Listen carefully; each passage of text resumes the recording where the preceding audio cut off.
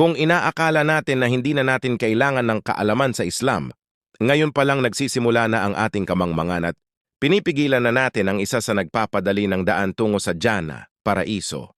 Hindi ba't ang pagtahak sa landas ng pag-aaral at pagsasaliksik ng kaalaman sa Islam ay pinapadali ng Allah sa kanya? Ang daan tungo sa Jannah ayon sa hadith sahih ng Rasulullah. Kung gayon, ano ang iyong rason upang di ka mag-aral? Matanda ka na? Busy?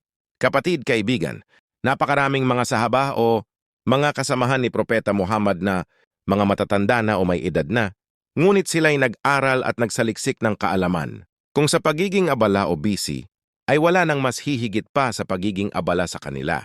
Ngunit sila pa rin ay nag-aral at nagsaliksik ng kaalaman sa Islam. Hindi naging hadlang sa kanila ang edad, katandaan, at pagiging abala upang maglaan ng oras sa pag-aaral ng Islam. Saksi mismo ang kasaysayan nito. Dahil alam nila na ito'y magpapadali ng daan tungo sa paraiso, kaya't mag-aral ka kapatid. Dumalo at makinig sa mga lecture ng ating mga ulama, magtanong at matuto. Taufiqan nawa tayo ng Allah at biyayaan ng ikhlas at pagtanggap sa ating mga gawa. CTTO, Muhammad Ali Granaderos.